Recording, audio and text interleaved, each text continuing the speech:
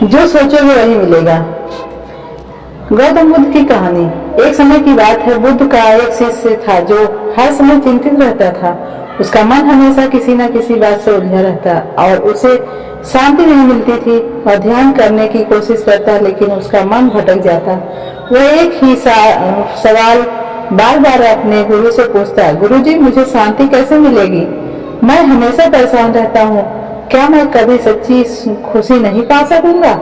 बुद्ध ने उसे समझाया कि जो वह सोचता है वही उसे मिलता है। उन्होंने कहा, तुम्हारे जीवन में जो कुछ भी होता है वह तुम्हारे विचारों का परिणाम है। तुम्हारे विचार ही तुम्हारी दुनिया बनाते हैं। अगर तुम अपने मन को नकारात्मक विचारों से भरते रहोगे तो तुम्हारे जीवन में भी नकारात्मकता ही आएगी। लेकिन अगर तुम सकारात्मक और शांति से भरे विचारों को अपने मन में बरसाओगे तो तुम्हें वही शांति और खुशी मिलेगी। शिष्य को यह बात सुनकर थोड़ी समझ आई, लेकिन वह अभी भी पूरी तरह से संतुष्ट नहीं हुआ था। उसने सोचा कि यह तो महज एक सिद्धांत है जिसे समझने के लिए जीवन भर ध्यान करने की जरूरत होगी। उसने फिर से बुद्ध से पूछा, गुरुजी क्या आप मुझे इसका एक उदाहरण दे सकते हैं? बुद्ध ने मुस्कुराते हुए उसे एक कहानी सुनाई। एक समय की बात है, एक गांव में एक साधु रहता था। वह साधु बहुत ज्ञानी था और उसके पास हमेशा लोग आते थे अपनी समस्याओं का समाधान पूछने। साधु हमेशा लोगों को सलाह देता था कि उनके जीवन में जो कुछ भी हो रहा है वह उनके विचारों का परिणाम है। जो वो सोचेंगे वही उन्हें मिलता है। लेकिन गांव के कुछ लोग इस बात पर विश्वास नहीं करते थे। एक दिन गांव के दो व्यक्ति साधु के पास आए। उनमें से एक बहुत अमीर था, लेकिन फिर भी वह हमेशा दुखी रहता और चिंतित रहता था।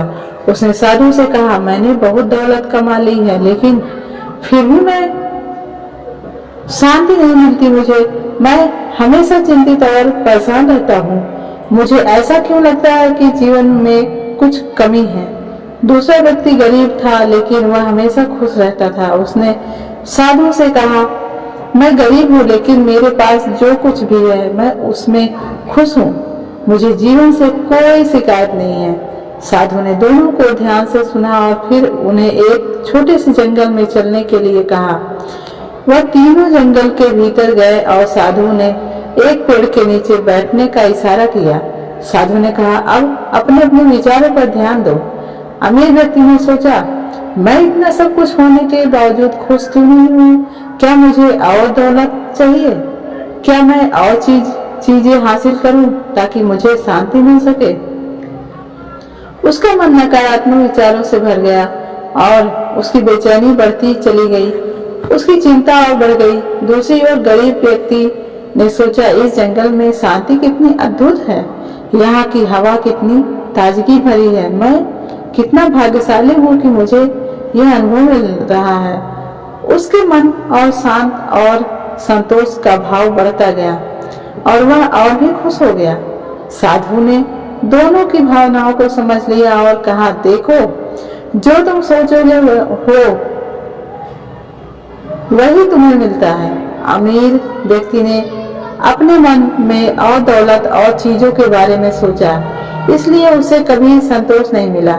जबकि गरीब व्यक्ति ने अपनी स्थिति में भी शांति और खुश के बारे में सोचा, इसलिए उसे शांति और संतोष मिला। साधु की बात ने दोनों को गहराई में प्रभावित किया। अमीर व्यक्ति ने महसूस किया कि उसकी नकारात्मक सोच ही उसकी बेचैनी का कारण थी। वही व्यक्ति गरीब ने अपनी सकारात्मक सोच की शक्ति को और अधिक महसूस किया।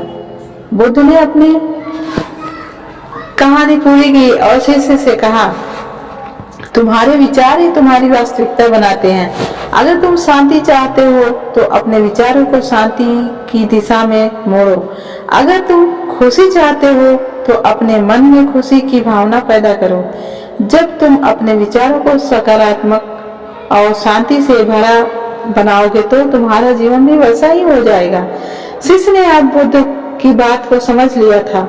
उसने महसूस किया कि उसकी चिंताएं और बेचैनियां उसके अपने विचारों का परिणाम था।